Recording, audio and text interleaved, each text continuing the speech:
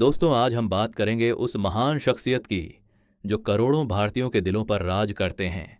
एक ऐसे इंसान की कहानी जिनके पास न महंगी गाड़ियां थीं, न आलीशान बंगले, फिर भी उन्हें पूरी दुनिया सलाम करती है। वो शख्स और कोई नहीं, Bharat Ratna missile man doctor APJ Abdul Kalam हैं। बचपन और संघर्ष। 15 अक्टूबर 1931 को तमिलनाडु के छोटे से शहर रामेश्वरम में एक साधारण मुस्लिम परिवार में उनका जन्म हुआ।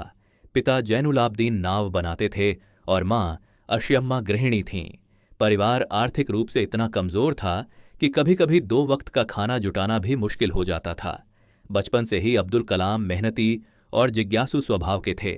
पढ़ाई के साथ साथ वे अखबार बांटते थे ताकि घर का खर्च चल सके और अपनी शिक्षा जारी रख सकें। उन्होंने कभी गरीबी को अपनी कमजोरी नहीं बनने दिया, बल्कि उसी को अपनी सबसे बड़ी ताकत बना लिया। शिक्षा अब्दुल कलाम ने रामेश्वरम से अपनी प्रारंभिक पढ़ाई की और फिर सेंट जोसेफ कॉलेज तिरुचिरापल्ली से भौतिकी फिजिक्स में स्नातक की डिग्री हासिल की। इसके बाद उन्होंने Madras institute of technology MIT से एयरोस्पेस इंजीनियरिंग की पढ़ाई की। पढ़ाई के दिनों में ही उन्होंने तय कर लिया था कि वे विज्ञान और प्रौद्योगिकी के क्षेत्र में देश का नाम रोशन करेंगे। वैज्ञानिक जीवन की शुरुआत 1960 में उन्होंने DRDO अपने करियर की शुरुआत की। 1969 में उन्हें इसरो ISRO भेजा गया, जहां उन्होंने सैटेलाइट लॉन्च व्हीकल SLV-3 परियोजना का नेतृत्व किया। 1980 में इसी रॉकेट से भारत ने अपना पहला उपग्रह रोहिणी को सफलतापूर्वक अंतरिक्ष में स्थापित किया। यह भारत के अंतरिक्ष इतिहास का स्वर्णिम क्षण था। इसके बाद 1980 और 1990 के दशक में उन्होंने अग्नि और पृथ्वी मिसाइलों के निर्माण में अहम योगदान दिया। इसी वजह से उन्हें मिसाइल मैन ऑफ इंडिया कहा गया। 1998 में हुए पोखरण द्वितीय परमाणु परीक्षण में उनकी महत्वपूर्ण भूमिका रही, जिससे भारत ने पूरी दुनिया को अपनी ताकत का एहसास कराया। राष्ट्रपति काल साल 2002 में अब्दुल कलाम भारत के 11वें राष्ट्रपति बने। उनका राष्ट्रपति काल आम जनता और युवाओं के लिए बहुत खास रहा। लोग उन्हें जनता का राष्ट्रपति कहते थे क्योंकि वे हमेशा सरल, सहज और मिलनसार बने रहे।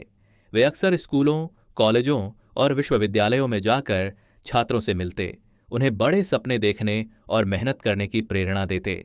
विचार और दर्शन। कलाम हमेशा कहते थे, सपने वो नहीं जो आप नींद में देखते हैं, सपने वो हैं जो आपको सोने नहीं देते। उनका मानना था कि भारत का भविष्य हमारे युवाओं के हाथों में है। यदि युवा बड़ा सोचें, कड़ी मेहनत करें और ईमानदारी से देश की सेवा करें तो भारत 2020 तक विकसित राष्ट्र बन सकता है। लेखक और प्रेरक वक्ता, वैज्ञानिक और राष्ट्रपति होने के साथ साथ डॉक्टर कलाम एक महान लेखक भी थे। उनकी प्रसिद्ध किताबें हैं विंग्स ऑफ फायर अग्नि की उड़ान, उनकी आत्मकथा इग्नाइटेड माइंड्स प्रज्वलित मन, इंडिया 2020 मिशन। इंडिया इन किताबों ने लाखों युवाओं को सही दिशा दी और राष्ट्र निर्माण के लिए प्रेरित किया। पुरस्कार और सम्मान। उनके योगदान के लिए उन्हें अनेक पुरस्कार मिले। पद्म भूषण 1981, पद्म विभूषण 1990, भारत रत्न 1997, जो भारत का सर्वोच्च नागरिक सम्मान है। इसके अलावा विश्व भर की 40 से अधिक यूनिवर्सिटीज ने उन्हें मानद डॉक्टरेट की उपाधि दी। अंतिम समय 27 जुलाई 2015 को जब वे IIM शिलोंग में छात्रों को व्याख्यान दे रहे थे, तभी अचानक दिल का दौरा पड़ा। मंच पर ही वे गिर पड़े और कुछ ही पलों में हमेशा के लिए इस दुनिया को अलविदा कह गए। उनकी मौत भी उसी तरह हुई जैसा उनका जीवन था, छात्रों को ज्ञान देते हुए, राष्ट्र को प्रेरणा देते हुए। अब्दुल कलाम का जीवन हमें सिखाता है कि गरीबी, कठिनाइयां और परेशानियां चाहे कितनी भी बड़ी क्यों न हों, अगर आपके सपने बड़े हैं, इरादे मजबूत हैं और मेहनत ईमानदारी से करते हैं तो कोई भी मंजिल असंभव नहीं है। वे सिर्फ भारत के राष्ट्रपति या वैज्ञानिक नहीं थे, बल्कि करोड़ों लोगों के दिलों की धड़कन थे।